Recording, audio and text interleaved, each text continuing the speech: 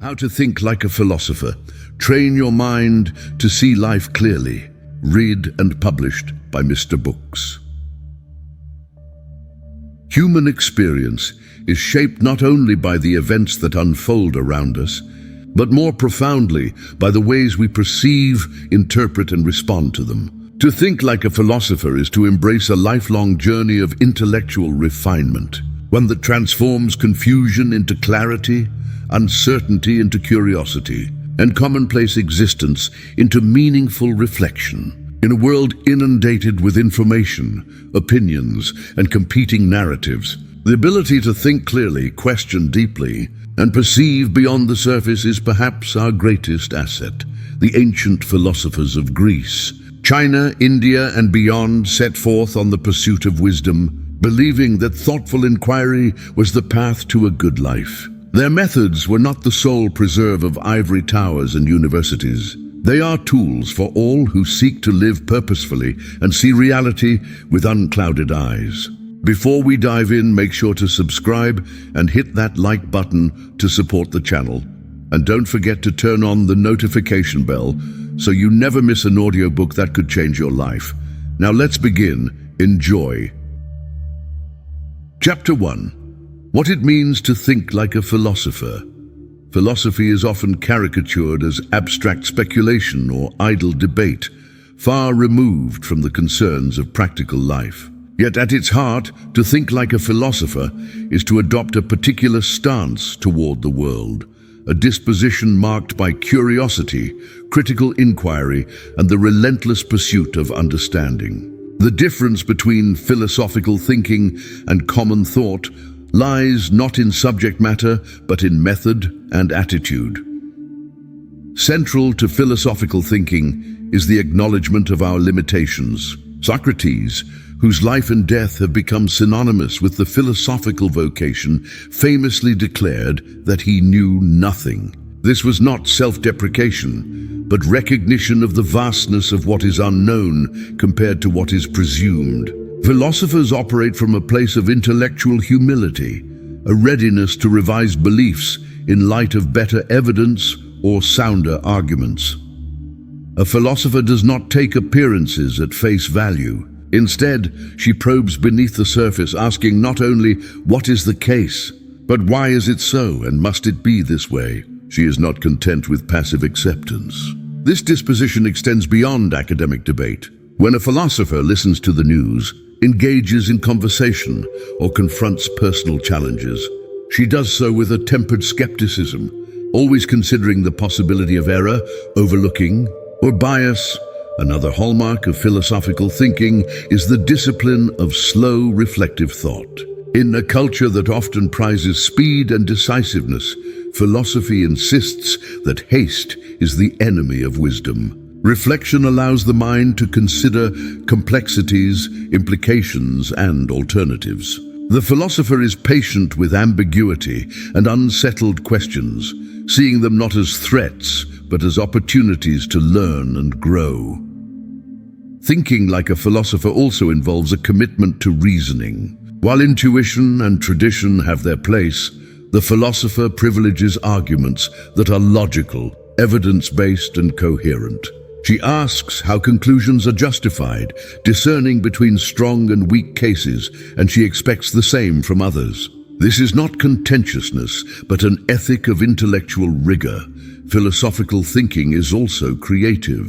The philosopher sees possibilities where others see settled facts. She imagines alternatives, constructs hypothetical scenarios, and stretches the boundaries of the imaginable. This capacity to envision different perspectives is essential in navigating a complex, pluralistic world.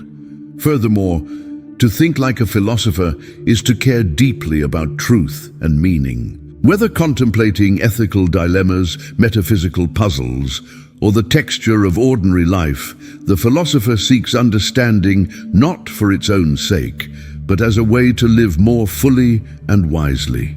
This quest for meaning resonates through every philosophical system, orienting thought toward what truly matters. Yet, philosophical thinking is not solitary. Dialogue and discussion are essential. Philosophers sharpen their ideas through the exchange of views, testing their positions in the crucible of conversation. Plato's dialogues illustrate this communal aspect, showing that thought matures in the company of others. Finally, thinking like a philosopher is a lifelong endeavor. It requires courage, the willingness to question cherished assumptions, confront uncomfortable truths, and persevere through uncertainty. It demands discipline and openness, a mind alert to new insights and steady in the face of doubt. In sum, to think like a philosopher is to live wide awake, to question, to reflect, to reason, and to connect. It is to see the world not only as it appears, but as it could be understood anew. This mode of thought does not remove us from ordinary life. Rather, it equips us to engage with it more insightfully, purposefully, and authentically. Chapter 2: The Art of Asking the Right Questions. Progress in philosophy and in life begins with the formulation of good questions. The questions we ask shape the answers we find, direct our attention, and ultimately determine the scope of our understanding. To ask the right question is to set in motion a journey that may transform not only what we know, but how we live. The essence of philosophical inquiry is captured not by declarations, but by questions. Socrates, whose legacy endures precisely because of the questions he posed, regarded questioning as the engine of wisdom. He did not lecture, but instead engaged others in dialogue, exposing assumptions and nurturing self-examination. But what distinguishes a right question from a poor or misleading one? The right question opens up a genuine inquiry. It is clear, focused, and probes beneath superficial appearances. What is justice? Is a deeper question than who is the just man? The former invites reflection on the nature and standards of justice itself. The latter risks confining the discussion to personalities and social roles. Effective questioning avoids false dichotomies and leading premises. It resists the tendency to presuppose answers in its very framing, such as, "Why do bad things happen to good people?" which assumes an agreed-upon definition of good and bad. Philosophical questions aim to clarify as well as to resolve. Another vital aspect of questioning is precision. Vague or ambiguous questions result in equally unclear discussions. For example, asking, "What is the meaning of life?" is a profound undertaking, but unless we specify whose meaning, in what context, and according to which criteria, our inquiry risks wandering. Philosophers, therefore, take care to define their terms and delimit the scope of their questions. Yet precision must be balanced with openness. The most productive questions are those that allow investigation, entertain multiple perspectives, and invite challenge. Dogmatic questions, those that seek only confirmation, stifle discovery. The philosopher's art is to ask questions that unsettle, provoke, and invite reconsideration. There is also value in asking meta-questions, questions about our questions. Why do we consider certain matters important? What unspoken assumptions underlie our inquiries? Meta-questions can reveal hidden biases and open new fields of exploration. Effective questioning is a skill, one that can be cultivated through practice and reflection. It involves curiosity, the desire to delve beneath the obvious, and humility, the acknowledgement that our knowledge is always partial and provisional. It also demands patience. The right questions often require time to emerge through ongoing dialogue and reflection. Philosophers often distinguish between descriptive and normative questions. Descriptive questions inquire into how things are. What is consciousness? How do people make decisions? Normative questions ask how things ought to be. What is a good life? How should we treat others? Both are essential, but the philosopher must be clear about the kind of question posed and the methods appropriate to answering it. The art of questioning is not confined to the study of grand philosophical problems. It is equally relevant to everyday concerns. When faced with a personal decision, for example, asking, "What really matters most to me in this situation?" rather than "what should I do?" can provide clarity and direction. Moreover, the habit of questioning fosters intellectual autonomy. It empowers us to think critically about the information we encounter, to resist manipulation, and to make informed choices. A questioning mind is a free mind, less susceptible to dogmatism and propaganda. In mastering the art of asking the right questions, we become better thinkers and better participants in the ongoing dialogue of human existence. Questions are the starting points of discovery, the engines of transformation, and the keys to both self-understanding and social progress. Chapter 3. Doubt and Curiosity, the Roots of Wisdom. The roots of philosophical inquiry are nourished by two seemingly opposing forces: doubt and curiosity. Together, they drive the quest for understanding, serving as the wellsprings of both skepticism and wonder. To cultivate these attitudes is to lay the groundwork for wisdom. Doubt, at its core, is the refusal to accept claims uncritically. It is the intellectual posture that suspends judgment pending evidence and reasoning. Rather than indicating cynicism or distrust, philosophical doubt functions as a safeguard against error and dogmatism. René Descartes, facing the uncertainties of his time, famously sought to doubt everything that could be doubted in search of unassailable foundations for knowledge. This sort of methodical doubt is liberating. By questioning received opinions and challenging one's preconceptions, the philosopher prevents the mind from ossifying into rigid certainties. Such doubt is not an end, but a beginning, a call to further investigation and deeper thought.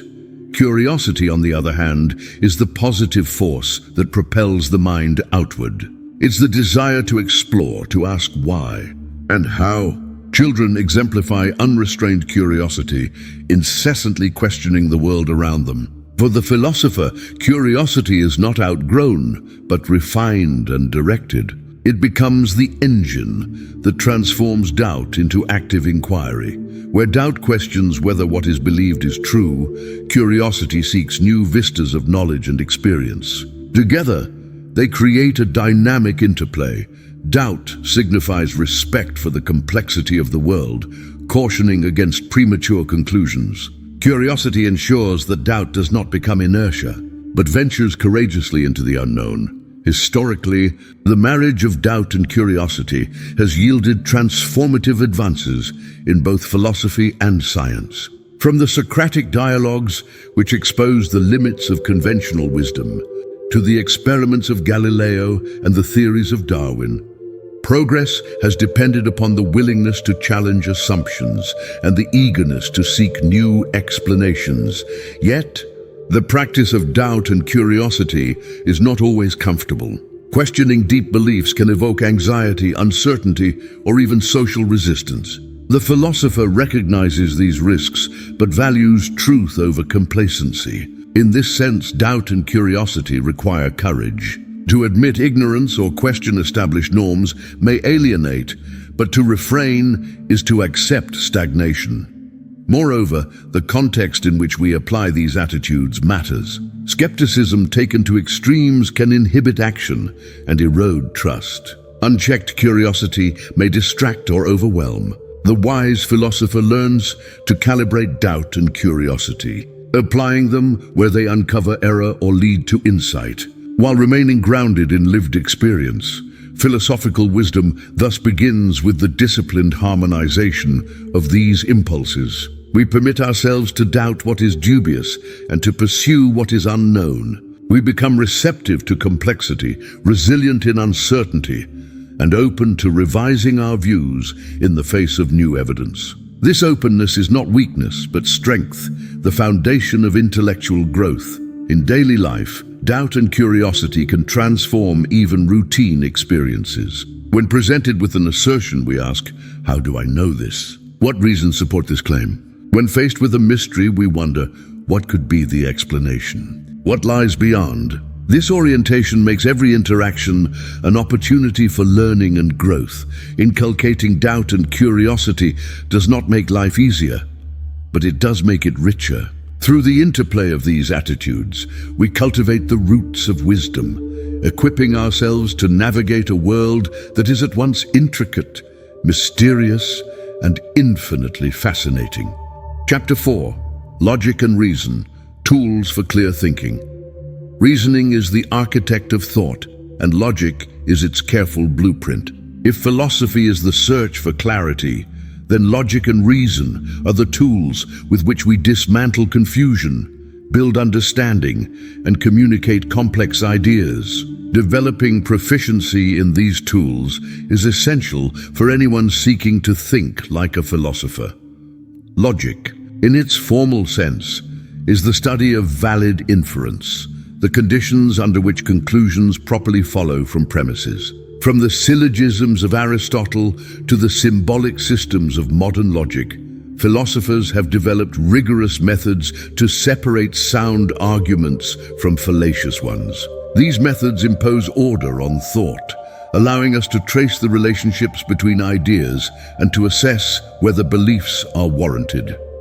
At its foundation, logic distinguishes between deductive and inductive reasoning. Deductive reasoning proceeds from general principles to specific conclusions. When the premises are true and the reasoning valid, the conclusion cannot be false. For example, premise 1, all humans are mortal. Premise 2, Socrates is a human. Conclusion, therefore Socrates is mortal. Here the conclusion follows with necessity. Inductive reasoning, by contrast, moves from particular observations to broader generalizations. Scientific reasoning often depends on induction. Repeated observations support probable, though never certain, conclusions. For instance, seeing that the sun rises each morning leads us to expect that it will rise tomorrow. Inductive reasoning is inherently provisional, subject to revision in light of new evidence. Learning to recognize the structure of arguments is a core philosophical skill. Every argument contains premises, claims offered as support, and a conclusion, the claim being supported. Clarity requires that we make these elements explicit, exposing hidden assumptions and logical steps. Logical fallacies, errors in reasoning, can undermine even the most persuasive argument. These include ad hominem attacks, targeting the person, not the argument, strawman arguments, misrepresenting an opponent's position, false dilemmas, and appeals to authority. Philosophers are trained to spot these fallacies, not only in the arguments of others, but in their own reasoning. Reasoning, however, is not confined to formal logic. Practical reasoning, deciding what to do, often combines evidence, goals, ethical considerations, and probabilities. Here, clear thinking requires the integration of multiple perspectives and the weighing of competing reasons. The wise philosopher knows when to apply strict logical criteria and when to rely on sound judgment. Another key element is coherence. A set of beliefs or claims is coherent when they fit together without contradiction. The test of coherence helps us to refine our thinking, eliminating inconsistencies and seeking a harmonious worldview. Logic and reason also have an ethical dimension. To reason well is to respect truth, to listen carefully, and to engage honestly with disagreement. Philosophers strive to understand before critiquing, building bridges rather than merely winning debates. Developing logical and reasoning skills is a gradual process. Begin by analyzing everyday arguments, political speeches, advertisements, and social media posts. Ask, what are the premises? Does the conclusion follow? Are there hidden assumptions? Practice constructing your own arguments, seeking feedback from others. Perhaps most importantly, reason must be coupled with humility. The greatest thinkers have erred. Certainty is elusive. Clear thinking is less about achieving final answers and more about advancing understanding incrementally. Always open to revision, by mastering logic and reason, we equip ourselves not merely to win arguments, but to seek truth. We become less susceptible to manipulation and self-deception, more effective in our actions, and more responsible as participants in public and private life. These are the tools by which we might gradually, and with careful effort, learn to see life clearly. Chapter 5. Seeing through illusions and biases. Despite our best efforts to reason clearly, human cognition is pervasively subject to illusions and biases. Our minds are not neutral recorders of reality, but complex filters that interpret, select, and sometimes distort information. Philosophical thinking is, in part, the ongoing struggle to recognize and overcome these obstacles to clear perception. Cognitive illusions are systematic departures from reality. These range from perceptual errors like optical illusions to subtler forms of self-deception. When we recall the past, anticipate the future, or assess our own abilities, we are vulnerable to memory distortions, wishful thinking, and overconfidence. Biases are recurrent tendencies that lead us away from impartial judgment. Psychologists have catalogued dozens of cognitive biases, such as confirmation bias, favoring information that supports our existing views; anchoring bias, relying too heavily on the first piece of information encountered; and groupthink, conforming to the consensus of one's group despite contrary evidence. Philosophers and skeptics have always cautioned against these distortions. Francis Bacon, a pioneer of empirical science, described the idols of the mind, categories of error that trap even the most careful thinker. The challenge of philosophy is to make the implicit explicit, to bring into view the mechanisms by which our minds deceive us. One of the principal antidotes to illusion is self-awareness. By cultivating mindfulness and reflective attention, we become attuned to our own patterns of thought. The philosopher asks, what assumptions am I making? What sources of evidence am I using? How might my background or emotions be shaping my perception? This form of skepticism is not an attitude of distrust toward others, but a disciplined scrutiny of one's own mind.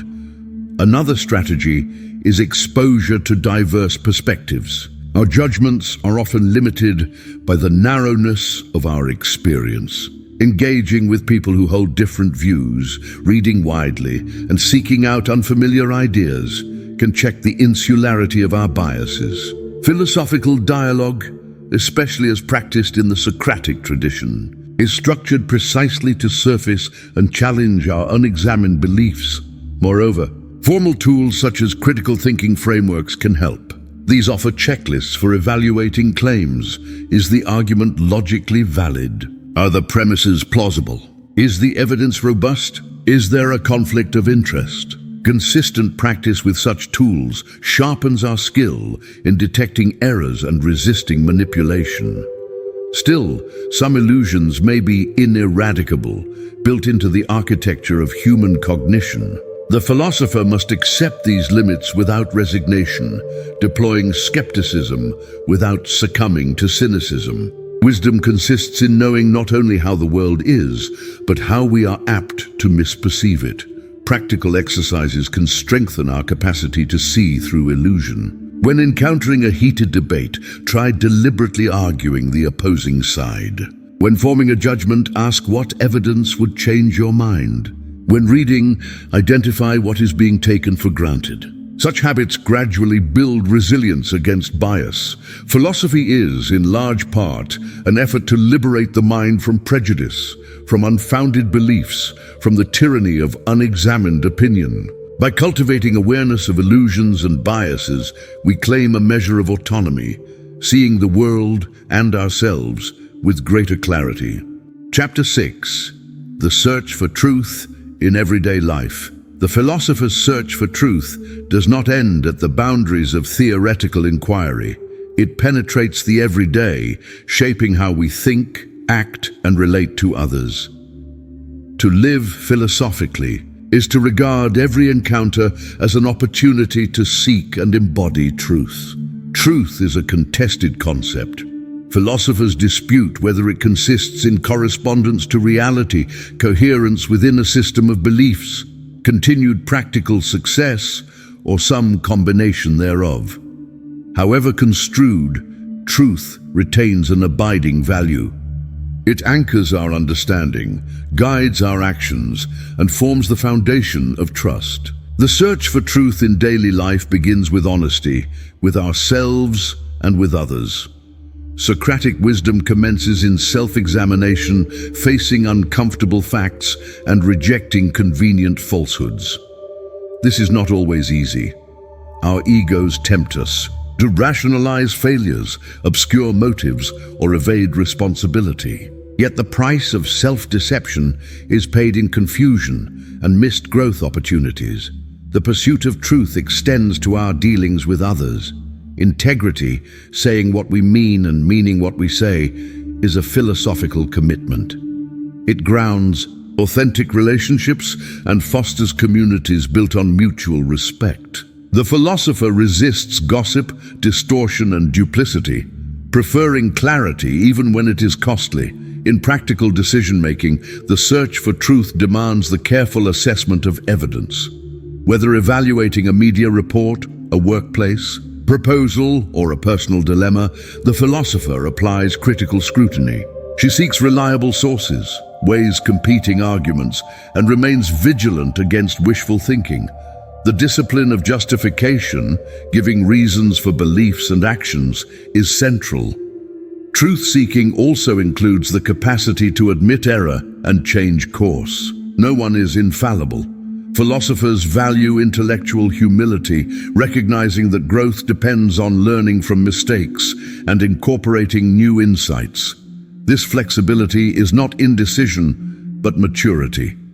The context of everyday truth-seeking is often complex. Competing values, incomplete information, and temporal pressures must be negotiated. The philosopher learns to cope with ambiguity, to tolerate uncertainty, and to act with integrity even when certainty is out of reach. Moreover, the search for truth brings meaning and joy.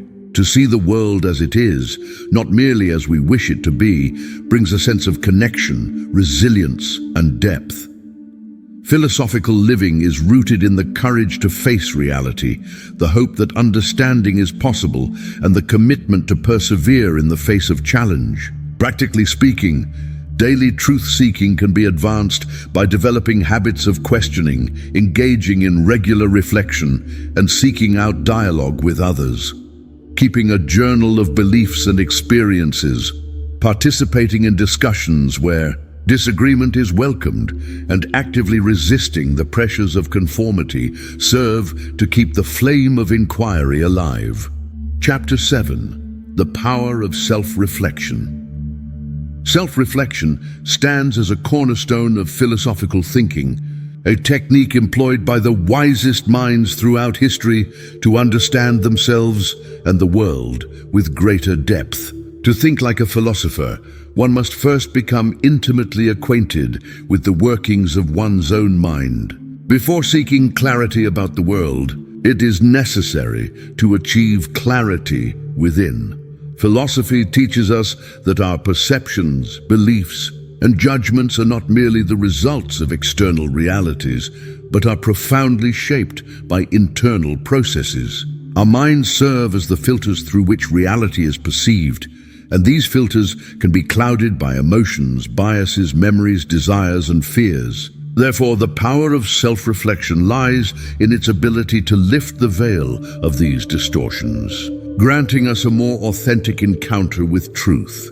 At its essence, self-reflection is the deliberate practice of turning attention inward to examine one's own thoughts, feelings, and motivations with honesty and curiosity. Socrates, often regarded as the father of Western philosophy, famously asserted, "The unexamined life is not worth living."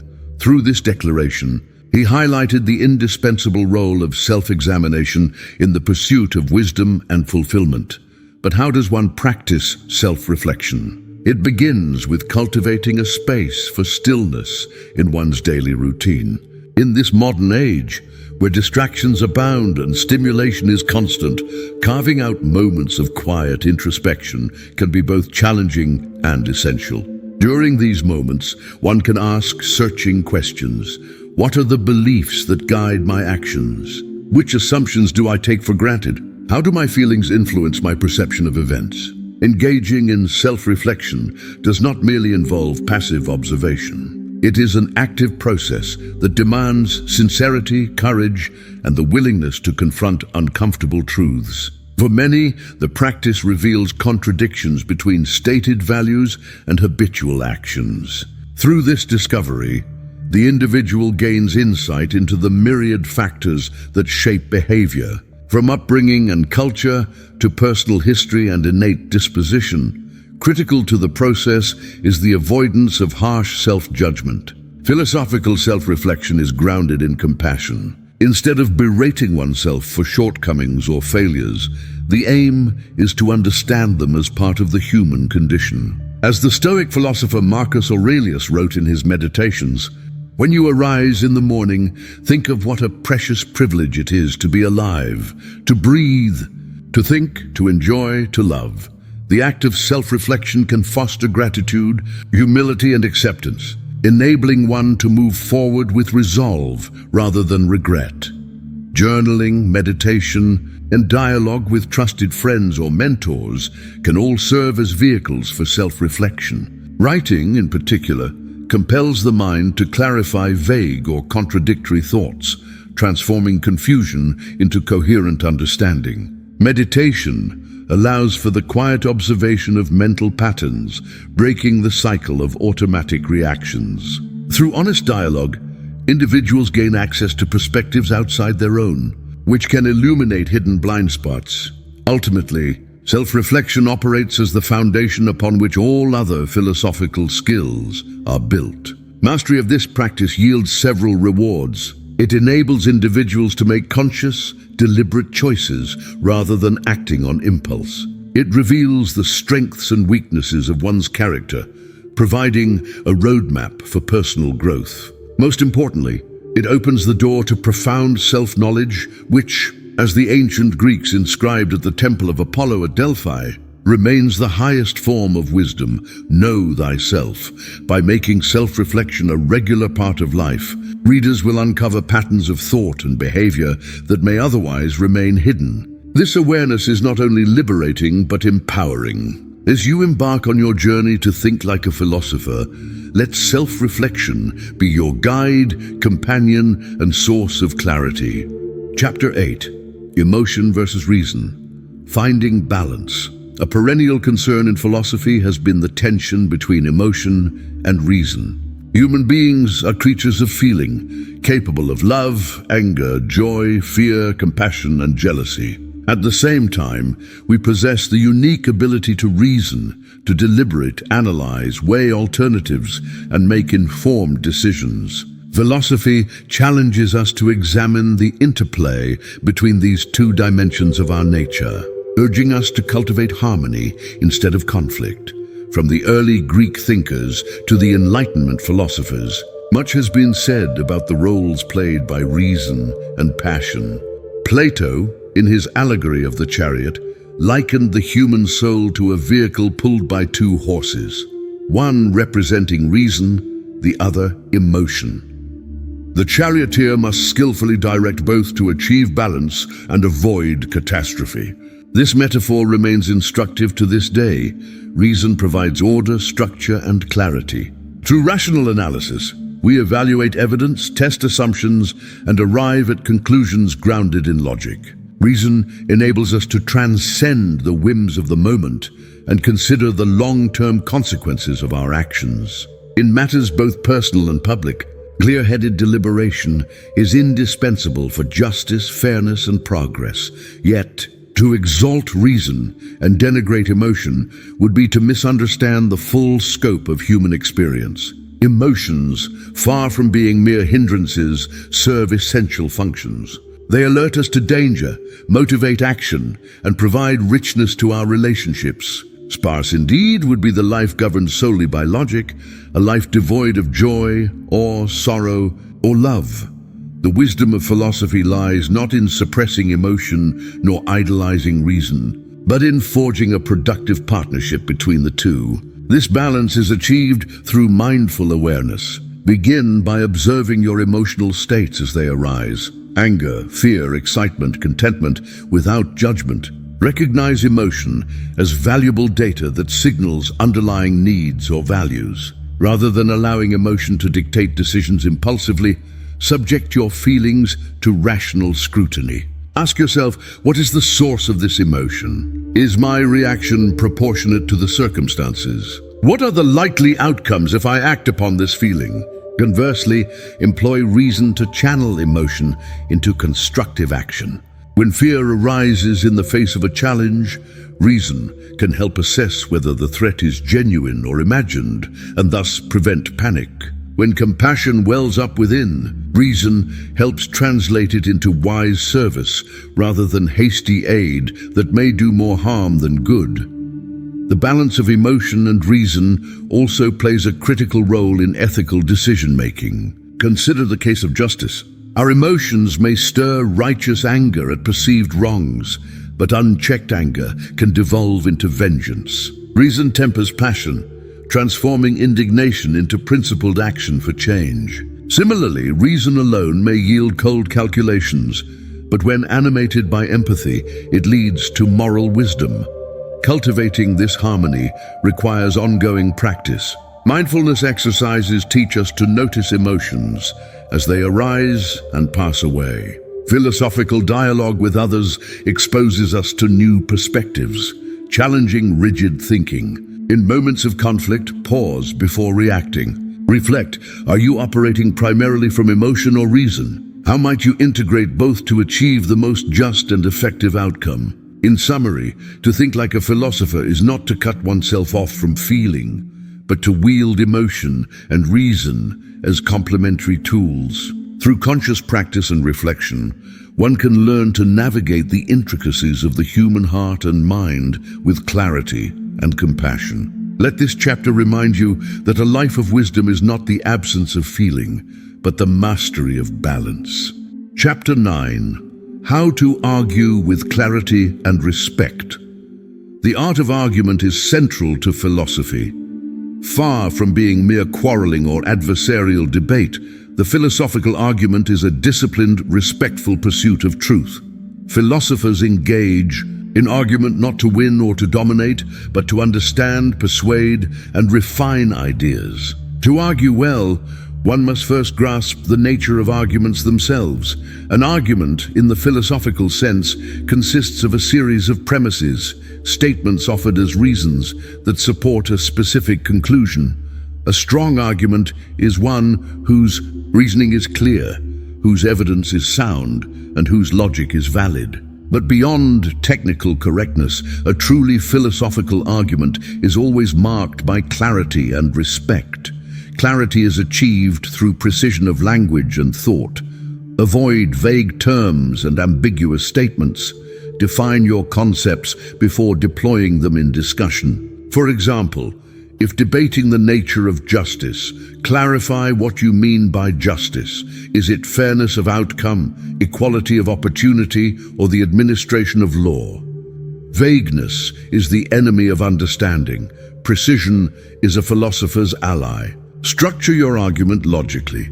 Begin with your conclusion or main claim, followed by supporting premises. Ensure that each step of your reasoning follows naturally from the last.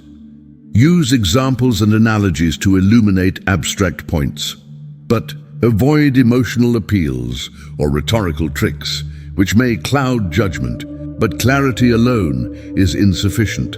An argument must also be characterized by respect. Philosophy thrives on the exchange of challenging, even opposing ideas. However, the goal is not the humiliation of one's interlocutor, but the search for mutual understanding. Approach disagreements with humility and curiosity. Presume that your opponent may know something you do not. Listen attentively. Ask clarifying questions. Avoid personal attacks or dismissive remarks. Address the argument, not the person. A respectful argument carries practical benefits.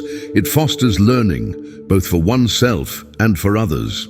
By articulating one's position clearly and listening to counter-arguments, hidden assumptions are revealed and weaknesses in one's reasoning are exposed. Through this process, beliefs are either reinforced or revised, leading to deeper understanding. Philosophical arguments often proceed via Socratic dialogue, the patient, probing conversation used by Socrates and recorded by Plato. In such dialogue, questions are posed not to entrap, but to encourage critical examination. When you argue Socratically, you refine your thoughts, exposing contradictions and motivating further inquiry. In practice, arguments can become heated, especially when discussing deeply held values. In such cases, remind yourself of the ultimate purpose, the pursuit of truth, not victory. If a mistake is pointed out in your reasoning, acknowledge it graciously and revise your position. If you find flaws in your opponent's reasoning, illustrate them gently, focusing on the argument's substance, not its proponent. Finally, remember that not all arguments will reach a neat resolution. Some disagreements persist, rooted in differing values or worldviews. Philosophy teaches us that uncertainty and ambiguity are inherent features of the human condition. The goal is not always agreement, but greater clarity. In summary, to argue, philosophically, is to combine rigorous logic with principled respect. Master this art, and you will not only persuade more effectively, but also deepen your own understanding and forge relationships built on mutual trust. The world, rich in diversity and complexity, demands nothing less. Chapter 10: The Value of Intellectual Humility. Intellectual humility is the recognition of the limits of one's knowledge. It is the virtue that tempers confidence with caution, ensuring that the pursuit of wisdom does not devolve into arrogance or dogmatism. In the landscape of philosophy, intellectual humility is not a weakness, but a vital strength. Throughout history, the greatest philosophers have exemplified the humility to question their own assumptions and to learn from others. Socrates, admired as the wisest of all Athenians, famously proclaimed, "I know that I know nothing." This statement was not an admission of ignorance, but a declaration of perpetual inquiry. Socrates understood that every answer begets further questions, and that no human mind possesses the final word on truth. The value of intellectual humility is manifold. First, it fosters open-mindedness. When we recognize the possibility of error in our beliefs, we become more willing to consider new evidence and alternative perspectives. This openness is the engine of intellectual progress. Scientific discovery, for instance, relies on theories being tested, refined, and when necessary, discarded. Without humility, the march of knowledge would stall. Second, intellectual humility underpins genuine dialogue. Too often, discussions degenerate into contests of ego, with participants intent on defending their views at all costs. Humility dissolves the urge to dominate, replacing it with a desire to understand. It transforms an argument from a battle to a collaboration, a joint effort to uncover truth wherever it may lead. Third, humility guards against the perils of certainty. Certitude, while comforting, can lead to error and injustice. History is replete with examples of harm committed in the name of unassailable truth, be it in religion, politics, or science. By maintaining awareness of our fallibility, we safeguard against the arrogance that breeds oppression and intolerance. Practicing intellectual humility involves honest self-assessment. Consider the origins of your beliefs. Are they the product of careful reasoning, or have they been inherited uncritically from others? How much evidence do you truly possess for your convictions? Are you prepared to change your mind in the face of new information? Embrace the posture of a lifelong learner. Seek out discussions with those who hold differing views. Read widely and with sympathy, aiming to grasp the strongest form of every argument before criticizing it. When confronted with evidence that contradicts your position, do not retreat in defensiveness.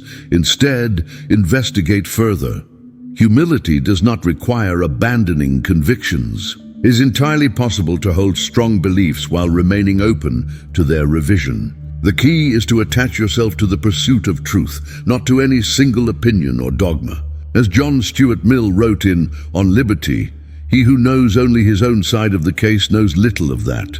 Finally, remember that humility extends beyond intellectual pursuits. In life, as in philosophy, mistakes are inevitable. Respond to error with grace. View setbacks as opportunities for growth. Admit ignorance honestly, and you will earn the trust and admiration of those around you. To sum up, intellectual humility is the wellspring of wisdom. It nourishes curiosity, encourages progress, and cultivates the attitudes necessary for a flourishing philosophical life. In practicing humility, you join a tradition of thinkers who have, throughout history, moved the world forward one question at a time. Chapter 11, Ethics and the Good Life. The question of how one should live, what it means to lead a good life, has been at the heart of philosophy for thousands of years. Ethics, the branch of philosophy devoted to the study of right and wrong, seeks to clarify the nature of virtue, happiness, and moral responsibility. To think like a philosopher is to grapple with these profound questions, guided by reason and informed by the wisdom of the ages. Ethical inquiry begins by examining the standards by which actions are judged. Are moral truths absolute, or are they relative to culture and circumstance? Is the good life defined by pleasure, virtue, duty, or something else entirely? Philosophers have advanced competing visions, each illuminating a different aspect of our moral experience. The hedonists, led by thinkers such as Epicurus, contend that pleasure is the highest good and that ethical living consists of maximizing happiness while minimizing pain. For the hedonist, the good life is a life of contentment, balanced by moderation and the avoidance of unnecessary desires. In contrast, Aristotle's virtue ethics emphasizes character over simple pleasure. For Aristotle, happiness, eudaimonia, is not mere sensory gratification, but the fulfillment of one's potential through the cultivation of virtues such as courage, justice, and wisdom. Virtue is achieved through consistent practice, guided by reason, and shaped by community and tradition. Deontological ethics, as articulated by Immanuel Kant, argues that moral duties are founded on universal principles, such as the obligation to treat others as ends in themselves, not merely as means. Here, the good life is a life lived in accordance with duty and respect for the dignity of all persons. Meanwhile, utilitarianism, pioneered by Jeremy Bentham and John Stuart Mill, measures right and wrong by the consequences of actions, the greatest happiness for the greatest number. This approach calls for impartial calculation of benefits and harms, extending ethical concern beyond individual preference to society at large. Despite their differences, these traditions converge on key points. Moral reasoning requires careful reflection on motives, consequences, and the nature of happiness. The philosophical pursuit of ethics is not confined to abstract theorizing. It is manifest in daily choices. Each decision we make, whether in relationships, work, or society, offers an opportunity to practice virtue and advance the good life. To engage in ethical living, begin by clarifying your values. What do you hold most dear? What sort of person do you wish to become? Examine your actions in light of these ideals. Strive for consistency between belief and behavior. Cultivate habits that move you closer to your highest aspirations. Ethics also demands awareness of the broader community.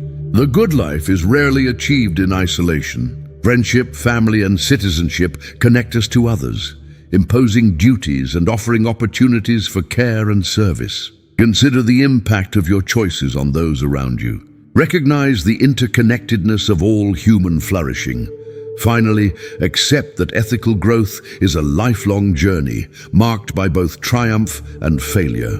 Learn from your mistakes. Let regret become motivation for improvement, not a source of despair. The ultimate goal is not moral perfection, but sincere striving. In summary, the question of ethics and the good life invites us to examine our beliefs, intentions, and actions with the utmost seriousness. Through philosophical inquiry, we gain the tools to build lives of purpose, integrity, and joy. Chapter 12, Meaning, Purpose, and the Human Condition. Human beings are meaning-seeking creatures. From the dawn of civilization, we have sought to understand our place in the cosmos, to find purpose amidst the chaos of existence. Philosophy offers powerful resources for grappling with the ultimate questions of life. What is the meaning of our existence? How do we find purpose in a world marked by uncertainty, suffering, and transience? The search for meaning often begins with existential questions. Why are we here? Is life inherently meaningful, or must each person create meaning for themselves? Philosophers have approached these questions in diverse ways. The existentialists, such as Søren Kierkegaard, Friedrich Nietzsche, and Jean-Paul Sartre, insist that meaning is not handed down from above, but constructed through choice and action. For these thinkers, the individual is condemned to freedom, required to choose, to value, and thereby to forge a meaningful life. This burden is heavy, but it is also a source of dignity and possibility. Religious traditions, on the other hand, often locate meaning in service to God or the divine. For many, purpose arises from participating in something greater than the self, be it a faith, a family, or a cause. Even those who doubt religious claims may find purpose in devotion to ideals such as justice, beauty, or truth.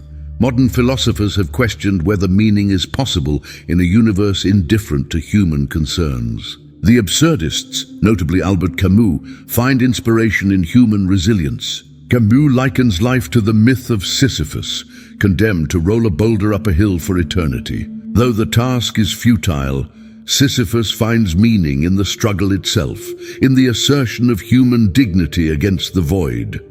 Whatever philosophy one embraces, the search for meaning is an active process. It requires reflection, engagement, and often courage. Meaning is discovered not solely in contemplation, but in experience, in love, work, creativity, and service. Purpose is forged through commitment, through the willingness to take risks and to invest oneself in causes that transcend personal gratification. Philosophical inquiry teaches that meaning and suffering are entwined. The awareness of mortality, limitation, and loss intensifies our thirst for purpose. Far from rendering life meaningless, these realities heighten its value, urging us to act with urgency and compassion. To cultivate meaning, begin by clarifying your core values. What do you wish to contribute to the world? How do you wish to be remembered? Immerse yourself in relationships and projects that embody your ideals. Practice gratitude for the everyday moments that give richness to experience. Accept, too, that meaning is not static. It evolves over the course of a lifetime, shaped by changing circumstances, relationships, and insights. Remain open to new revelations. Be willing to revise your understanding as you grow. In sum, the search for meaning and purpose is both universal and deeply personal. Philosophy provides the resources to grapple with life's ultimate questions, cultivating a sense of wonder, resilience, and hope. Chapter 13, Understanding Suffering and Acceptance. Suffering is a quintessential aspect of human existence. From the moment of our birth, we experience discomfort, longing, and pain. Yet the way we respond to suffering is not written in fate's ink. Rather, it can become the starting point for transformation. The primary task of philosophy throughout history has been to illuminate the nature of suffering and guide us toward acceptance, so that pain can serve as a teacher rather than a jailer. The universality of suffering, every human life, is marked by struggles, whether physical, emotional, or existential. Despite advances in technology, medicine, and culture, suffering remains constant. This universality forms the foundation for much philosophical inquiry. Ancient Greeks believed that the path to wisdom began by acknowledging our vulnerability. In Buddhist philosophy, the first noble truth, The truth of suffering, dukkha, is the acknowledgement that life, by its very nature, contains dissatisfaction. The modern world often encourages the denial of suffering. Advertisements promise eternal youth and happiness. Digital culture enables distraction from even the mildest discomfort. But these evasions foster only more confusion. Philosophy, in contrast, urges us to turn and face suffering directly. The nature of suffering: not all suffering is created equal. There is unavoidable pain, such as illness, loss, and death. Then there is suffering that arises from attachment or resistance to reality, a suffering that is, paradoxically, within our power to change. The philosopher distinguishes the two. The Stoic Epictetus maintained that it is not things themselves that disturb us, but our judgments about them. Buddhist thinkers echo this sentiment. Our clinging to desires and aversion to pain multiplies what we feel. A philosophical approach means examining the roots of suffering. Where does it arise? What thoughts, beliefs, or habits of mind sustain it? This requires courage, for our suffering sometimes cloaks itself in justification or rationalization. We say, "I suffer because others are unjust," or "I suffer because the world is broken," rather than examining our responses. Acceptance as a philosophical practice. Acceptance is not resignation. It is the lucid acknowledgement of what is, without embellishment or denial. The acceptance practiced by philosophers like Marcus Aurelius and sages like the Buddha is not passive defeat, but an active engagement with reality. When we accept suffering, we stop fighting against what cannot be changed and turn our energy toward what can. Acceptance opens the door to transformation. By seeing suffering clearly, we can differentiate between what must be borne and what may be overcome. We can train the mind to respond with equanimity rather than panic, and with creativity rather than despair. The path forward to think like a philosopher is to look unflinchingly at suffering and to see acceptance as the first step toward wisdom. This chapter is not an argument for pessimism, but for clear-sighted courage. By facing suffering honestly, investigating its origins, and practicing genuine acceptance, we cultivate a mind that is both resilient and compassionate. Only such a mind can see life clearly, and only through such clarity can authentic wisdom begin to unfold. Chapter 14, The Wisdom of Socrates, Plato, and Aristotle. To think as a philosopher is to converse with the great minds of the past. Nowhere is this more compelling than in the study of Socrates, Plato, and Aristotle, the three pillars of Western philosophy. Their respective legacies offer unique but interwoven methods for achieving clarity of thought and integrity of life. Socrates, the power of questioning. Socrates, the gadfly of Athens, never claimed to possess wisdom.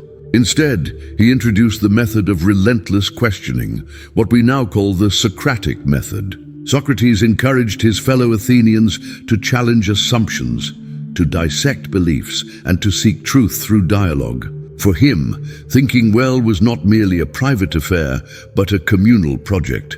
The Socratic method reveals that wisdom begins with humility, the admission of ignorance. Socrates famously asserted, "I know that I know nothing." This is not a declaration of despair, but a call to intellectual humility. Only those who admit gaps in their knowledge are poised to learn. For Socrates, ethics is central. To think clearly is, above all, to live virtuously. His dictum, "The unexamined life is not worth living," captures the essence of philosophical inquiry, not simply to acquire knowledge, but to cultivate a good and meaningful life. Plato, the world of forms. Plato, the disciple of Socrates, developed a visionary cultivation of ideas. He posited that the physical world is but a shadow of a higher reality, the world of forms or ideas. For Plato, everything we see is a fleeting instantiation of a perfect essence, beauty, justice, goodness. The philosopher's task is to look beyond appearances and seek the underlying reality, the true form. Plato's allegory of the cave described in the Republic, illustrates this. Most people, he suggests, are prisoners, mistaking shadows for reality. The philosopher, through education and reflection, ascends from the cave into the sunlight, seeing things as they truly are. Plato thus links philosophical thinking with liberation, a breaking free from illusion toward the clarity of truth. His academy, the first great school of philosophy in the West, was a testament to the power of ideas. For Plato, the cultivation of reason is not merely academic but transformative, guiding the soul toward its highest good. Aristotle, reason, virtue, and practical wisdom. Aristotle, Plato's student, departed from his teacher's abstract ideals to embrace the empirical. He insisted that philosophy must engage with the natural world and with the particulars of human life. Above all, Aristotle was a philosopher of practical wisdom, phronesis. Aristotle's ethics, laid out in the Nicomachean Ethics, proposed that virtue is achieved through the habitual exercise of reason. Happiness, eudaimonia, is not a mere feeling, but the actualization of one's best potential in harmony with reason. For Aristotle, every virtue lies in a golden mean between extremes, courage between rashness and cowardice, generosity between wastefulness and stinginess. This practical framework asks us not to flee life's messiness, but to cultivate balance amid it. Aristotle's method insists that philosophical clarity arises not from removing oneself from the world, but from engaging it with discernment and self-mastery. Synthesizing the classics, the united wisdom of Socrates, Plato, and Aristotle reveals that clear thinking is a discipline, a way of questioning, perceiving, and living. Socratic humility, Platonic vision, and Aristotelian reason together offer a blueprint for a life of clarity, integrity, and flourishing. As we move forward, we will see how these ancient lessons dovetail with those from distant traditions, pointing toward a truly global philosophy of mind. Chapter 15, Eastern Philosophy, Calm Mind, Clear Vision. Whereas much of Western philosophy seeks clarity through argument and external investigation, Eastern traditions, particularly those from India, China, and Japan, emphasize internal transformation. Their insights into the nature of mind, suffering, and liberation provide powerful resources for achieving calm and clarity in our distracted and anxious age. Buddhism, the practice of mindful awareness. Buddhist philosophy centers on direct experience and the training of attention. The Buddha's Four Noble Truths paint a stark picture. Life involves suffering, dukkha. Suffering is caused by desire and ignorance. It can be overcome, and the path to its cessation is the Noble Eightfold Path. At the heart of this philosophy lies mindfulness, the conscious, non-judgmental observation of one's thoughts, feelings, and sensations. Through meditation, practitioners learn to witness the arising and passing away of phenomena, cultivating an attitude of calm acceptance. This does not eradicate suffering, but it transforms one's relationship to it. By observing the mind, the Buddhist philosopher sees through illusions and attachments, gaining insight into the nature of reality. Taoism, harmony with the flow of life. Taoist thought, articulated in the Tao Te Ching and the teachings of sages like Laozi and Zhuangzi, urges us to align with the Tao, the way or the underlying order of the universe. Rather than resisting the flow of life or attempting to impose one's will, the Taoist seeks Wu Wei, action without force, a kind of effortless harmony. For Taoism, clarity comes not from striving, but from letting go. The mind, when tranquil, mirrors a still pond, able to reflect the world as it truly is. By releasing rigid expectations and judgments, one responds with naturalness and adaptability. Suffering is often the result of fighting the current. Peace is found in yielding to it. Confucianism, order amid chaos. Confucius, though often contrasted with Laozi, also sought clarity and peace, but through social order and ethical cultivation. The Confucian path centers on proper relationships, respect, and self-cultivation through ritual and learning. A calm mind in the Confucian tradition arises from living in harmony with others and fulfilling one's duties with sincerity. Synthesis. Techniques for a clear mind. Eastern philosophy provides specific tools for achieving calm clarity. Meditation, breath awareness, mindful walking, and the cultivation of compassion all serve as vehicles for transforming the mind. Rather than analyzing phenomena to exhaustion, these traditions invite us to experience clarity directly. To develop a calm mind and a clear vision, one must practice. Philosophical insight is not a matter of clever argument, but of lived discipline. The teachings of Buddhism, Taoism, and Confucianism complement rather than contradict Western approaches. When woven together, they offer a comprehensive path towards seeing reality as it is, without distortion or delusion. Chapter 16. Modern Philosophy. Thinking in the Age of Distraction. Modern life has exploded the boundaries of human experience.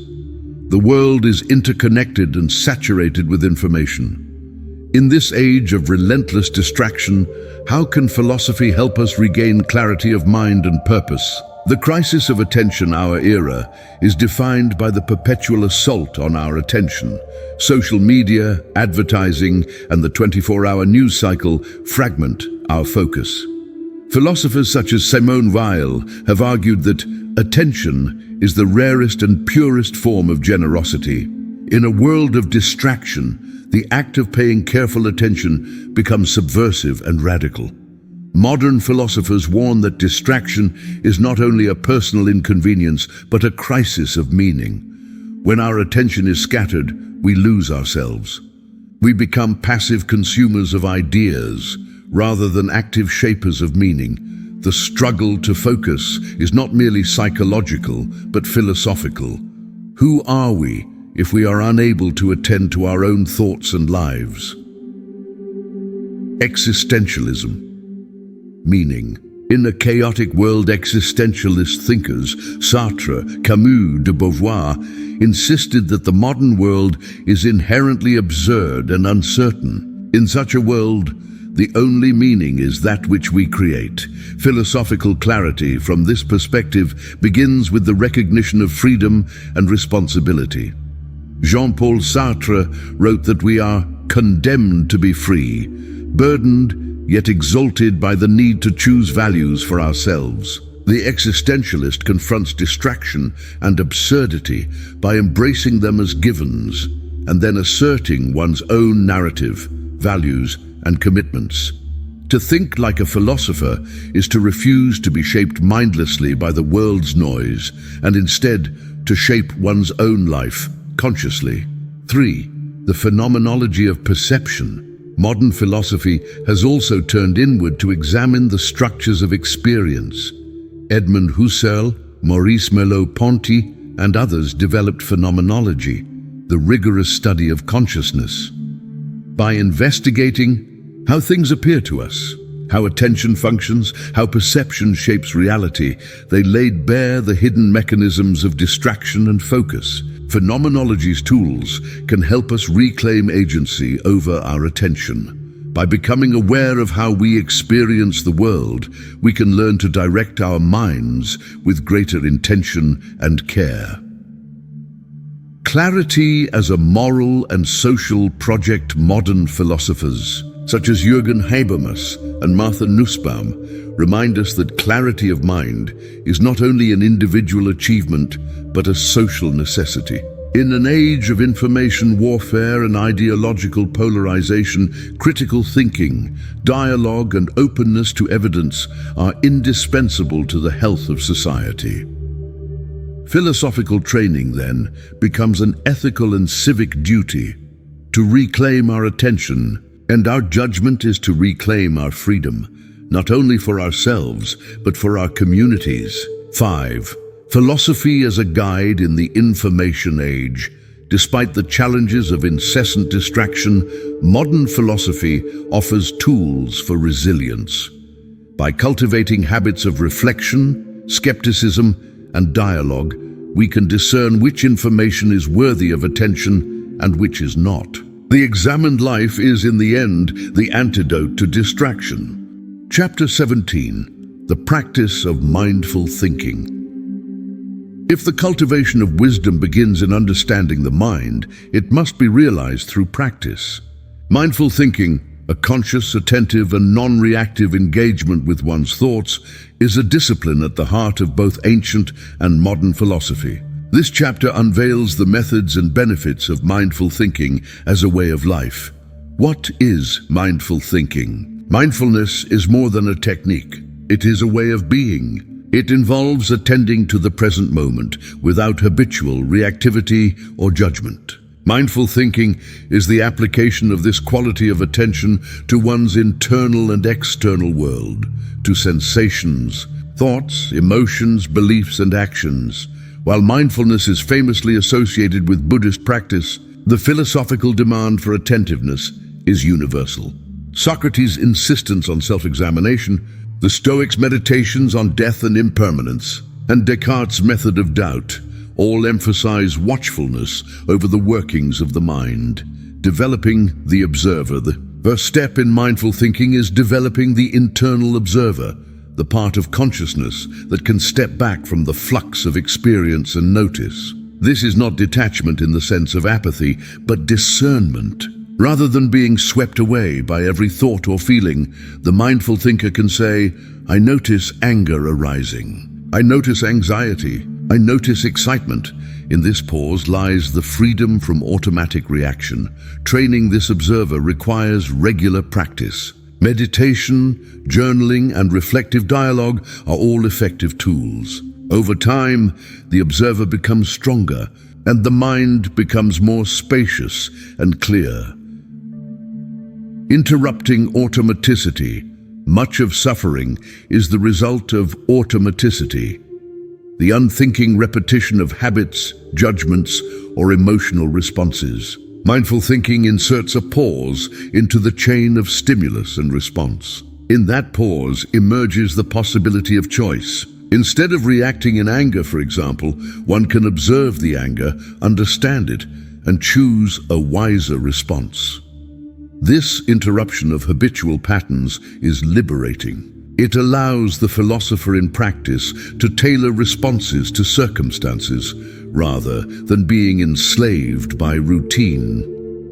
Mindful reflection on the self-true mindfulness does not merely increase focus, it transforms self-understanding. Regular self-inquiry reveals unconscious biases, longings, and fears. The philosopher's question, who am I, becomes not a static puzzle but an ongoing investigation. Mindful thinkers grow more attuned to their changing inner landscapes and thus less subject to self-deception. Mindfulness in action. Mindfulness extends beyond the seated cushion. The real test is daily life, presence in conversation, awareness in work, full attention while walking or eating. Mindful thinking turns the mundane into the sacred by infusing it with awareness. In this way, philosophy is not only a matter of theory, but of daily action. Benefits and challenges. Mindful thinking cultivates patience, resilience, and clarity. It reduces impulsivity and deepens compassion for oneself and others. However, it is challenging. The mind resists discipline, and the world conspires to distract. Consistent practice and compassion for one's failings is required. In cultivating mindful thinking, we train the mind to see life clearly, to respond rather than react, and to embrace both uncertainty and possibility. Chapter 18. Turning knowledge into wisdom. Knowledge forms the bedrock of human civilization. It is gathered, stored, and passed down through generations as an ever-growing tapestry of information and experience. Yet knowledge in its raw state is not inherently transformative. The essential catalyst toward personal and societal growth is wisdom, the judicious, thoughtful application of knowledge to life's myriad challenges. In this chapter, we explore the nuanced journey from mere possession of facts to the cultivation of wisdom. The distinction between knowledge and wisdom has preoccupied thinkers for centuries. Knowledge consists of familiar facts and data, the accumulation of learned information. Wisdom, by contrast, is a mode of living. It requires discernment, the ability to interpret, synthesize, and integrate knowledge within the complex context of real existence. Whereas knowledge allows one to recall how something works or happens, wisdom asks whether, why, and in what manner it should be applied. This transition may start with questioning assumptions. Imagine a person who knows the technical process of negotiation. They can cite tactics, recall relevant case studies, and demonstrate a theoretical understanding of human behavior. However, wisdom is manifest when this person applies their skills not just to win arguments or secure personal gain, but to achieve justice, foster understanding, or support meaningful compromises. It involves a shift from self-interest to the pursuit of greater, often shared values. Philosophers such as Aristotle have argued that wisdom is a virtue to be cultivated. In his Nicomachean Ethics, Aristotle identifies phronesis, practical wisdom, as the compass that guides ethical action. This wisdom does not emerge from abstract theorizing alone, but from engagement with the world, reflection on one's experiences, and a willingness to learn from mistakes. Wisdom is inherently dynamic, requiring both humility and courage. It grows through reflection and feedback, and a willingness to ask, am I seeing the world as it truly is? How might I act in a way that is both effective and ethical? The training of the mind, then, begins with deliberate effort. To cultivate wisdom, one must move beyond the passive absorption of information. Develop the habit of questioning the source, context, and intention behind every piece of knowledge you encounter. Approach learning as an active process, a dialogue between self and world. When you read a new idea, ask yourself, what assumptions underpin this statement? How does it relate to my experience? Could there be alternative interpretations?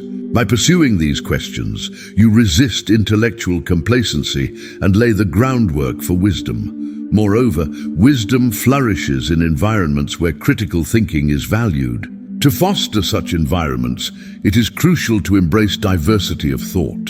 Engage with perspectives that challenge your worldview, welcoming discomfort as a necessary companion to growth. Socrates famously stated that the unexamined life is not worth living. To turn knowledge into wisdom, commit to constant examination, not only of what you know, but also how and why you think as you do. Yet, wisdom is not solely a cognitive virtue, it is deeply relational. In interactions with others, wisdom is reflected in empathy, patience, and moral reasoning. For instance, the parent who applies knowledge of child development with kindness and understanding cultivates a wiser household than one who imposes rules rigidly. The leader who tempers expertise with humility and seeks input from their team models wisdom in action. In practice, cultivating wisdom often requires embracing uncertainty. Life rarely presents simple solutions to complex problems. Instead of grasping for easy answers, the wise mind tolerates ambiguity, weighs competing values, and chooses with both insight and responsibility. This existential courage to choose wisely in the face of uncertainty is a hallmark of the philosophical life. One practical exercise for developing wisdom is reflective writing. Regularly dedicate time to record your observations, decisions, and feelings. Afterward, review your entries critically. Where did knowledge inform your choices? Where might wisdom have led you differently? This metacognitive practice strengthens your ability to evaluate your thinking objectively, honing the skill of self-examination. Finally, wisdom is incremental. It does not arrive fully formed, but evolves across time, shaped by ongoing learning and experience. Approach the process with patience, knowing that each thoughtful decision and honest reflection brings you closer to understanding life's deeper patterns. In so doing, you become not only knowledgeable but truly wise, capable of living with clarity and intention despite the world's uncertain tides. Chapter 19. living a philosophical life in a chaotic world. The world, as we experience it, is a tapestry woven from unpredictability and constant change. From geopolitical upheaval to personal trials, chaos persists as a defining feature of life. To live philosophically is not to seek shelter from this turbulence, nor to aspire to an unattainable tranquility. Rather, it is to cultivate the strength and wisdom to navigate chaos with composure, meaning, and principled intention. The philosophical life begins with an acknowledgement of chaos's inevitability. Ancient Stoics such as Epictetus taught that control belongs not to the external world, but to the inner realm of judgment and response. The Stoic insight remains pertinent. While you cannot command the weather or global events, you can train your mind to respond wisely and purposefully. This process starts with the practice of focusing on what lies within your power, your thoughts, choices, and beliefs, and relinquishing the futile desire to micromanage everything else. A philosophical life is distinguished by its commitment to values. Amid chaos, many are tempted to abandon principle for expediency. The philosopher stands firm, cultivating honesty, courage, and integrity irrespective of circumstance. This path is not easy. It demands resilience, a capacity to endure adversity without succumbing to cynicism or despair. Consider the example of Viktor Frankl, who, even in the horrors of a concentration camp, discovered profound meaning in suffering and forged a life anchored in purpose and dignity. His experience reflects a quintessential philosophical truth. Meaning emerges even in the bleakest conditions when one aligns their actions and attitudes with their highest values. Practically, living philosophically involves the habit of regular reflection. Carve out time each day to consider your experiences and choices in light of philosophical principles. Ask yourself, am I acting in accordance with my values? What challenges have arisen today, and how did I respond to them? This inquiry creates a buffer against the relentless rush of circumstances, allowing for thoughtful adaptation rather than reactive entanglement. Furthermore, philosophical living recognizes the importance of perspective. Chaos is often amplified by narrow or rigid viewpoints, which escalate uncertainty and fear. Train yourself to see the bigger picture, to contextualize short-term challenges within broader patterns of history and life.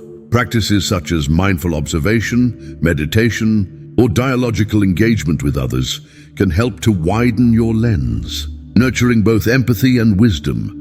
Living in a chaotic world also demands the courage to confront suffering and impermanence. Buddhist philosophy, for example, acknowledges the ubiquity of suffering, dukkha, and prescribes the cultivation of awareness, compassion, and non-attachment. By accepting that pain and loss are integral to existence, one is freed from the futile struggle against reality, and instead empowered to respond with patience and insight.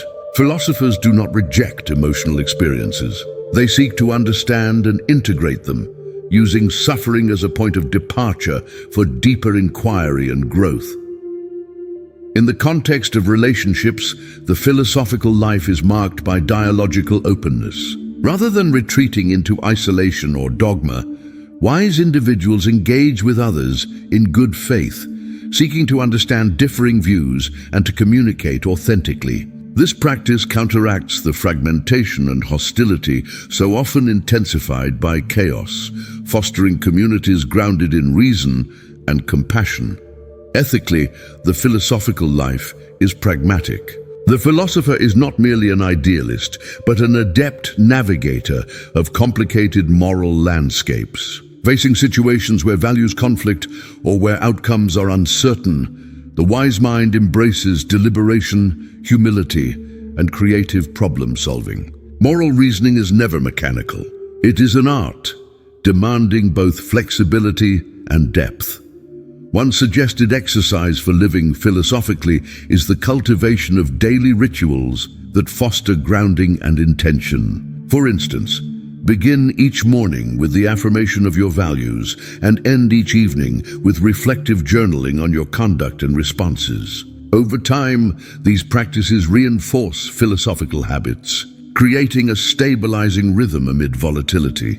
Ultimately, to live philosophically in a chaotic world is to choose clarity, compassion and courage over resignation and confusion. The world may remain turbulent, yet the mind shaped by philosophical training stands firm, continually seeking meaning, connection and wisdom despite the noise. Through ongoing reflection, principled conduct, open dialogue, and ethical creativity, you become an agent of order and hope, a beacon to yourself and others in uncertain times. Chapter 20, Seeing Clearly, the Freedom of the Examined Life. What does it mean to see life clearly? To see clearly is to pierce the layers of illusion, self-deception, and habit that often cloud our vision and obscure the reality of our circumstances. Seeing with clarity is the fruit of philosophical examination, a practice that not only liberates the mind, but also empowers the individual to act with authenticity and insight. The examined life, celebrated in Socratic philosophy, is grounded in relentless inquiry. Socrates championed questioning as the highest human virtue, not to undermine certainty for its own sake, but to reveal deeper, more enduring truths. This method is liberating. It allows individuals to recognize and discard false beliefs, identify sources of suffering, and make choices rooted in understanding rather than ignorance. Clear seeing begins with honest self-reflection. It demands the courage to confront one's motives, assumptions, and inconsistencies. Journal writing is a powerful tool here. Regularly record your thoughts, motivations, and fears. Review them without defensiveness. Seek patterns, admit mistakes, celebrate insights. This act of introspection is not a punitive exercise, but a liberating one, granting you the freedom to adapt, grow, and thrive.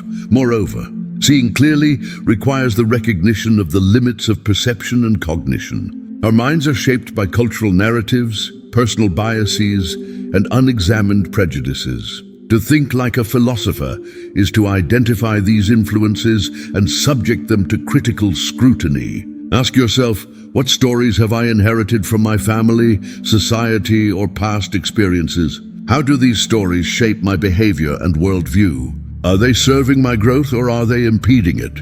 In shining a light on these influences, you cultivate autonomy, the freedom to choose rather than to simply react. Another vital aspect of clear seeing is the differentiation between appearance and reality. Philosophers such as Plato warned against mistaking the shadows on the wall for the objects that cast them. In the modern age, this distinction is ever more crucial. Media, technology, and social conventions often distort truth, presenting curated versions of reality that can confuse and mislead. The examined life is a stance of vigilance. Whenever confronted with information or opinion, pause and scrutinize. What are the underlying assumptions? What evidence exists? What might be missing from this account? In relationships, clarity fosters intimacy and compassion. By examining your expectations of others and acknowledging their full humanity, you free both yourself and those around you from the burdens of projection and misunderstanding. Open communication, patient listening, and empathetic engagement create the conditions for seeing not only yourself but others with enlightened compassion. Clear seeing also influences decisions. When a mind is clear and values are examined, choices become more deliberate and effective. Instead of reacting impulsively or from habit, you respond thoughtfully, aligning your actions with both reason and purpose. This freedom enables personal growth and fosters trust, both within oneself and among others. However, the path of the examined life is not free from challenge. To see clearly often means facing inconvenient truths, managing the discomfort of uncertainty, and accepting responsibility for one's beliefs and actions. This process can evoke anxiety or resistance, particularly when cherished notions are revealed to be false or harmful. Philosophers advise cultivating the qualities of humility and resilience, willingness to revise beliefs, and perseverance in the search for understanding. To aid in this process, consider the Socratic technique of dialectical questioning. Engage with trusted partners in genuine dialogue, inviting them to challenge your ideas and assumptions. Approach disagreement as an opportunity for learning rather than a threat to your identity. Over time, this back and forth sharpens perception, allowing you to transcend partiality and see with greater depth and objectivity. In practice, make examining living a daily discipline. Allocate time to reflect. Evaluate your choices, survey your beliefs, and interrogate your emotional responses. Encourage feedback from others and remain open to new evidence and wisdom. With each act of examination, the fog of confusion lifts and freedom flourishes. In conclusion, the freedom of the examined life is not merely a philosophical abstraction, it is a living reality. To see clearly is to create the conditions for inner peace, ethical conduct, and courageous action. Through committed examination, you liberate yourself from ignorance and illusion, making way for a life guided by wisdom, authenticity, and joy. If you found this video helpful, inspiring, or entertaining, don't forget to hit that like button. And if you're new here, make sure to subscribe and turn on the notification bell so you never miss out on future content. Your support means the world. Let me know your thoughts in the comments below.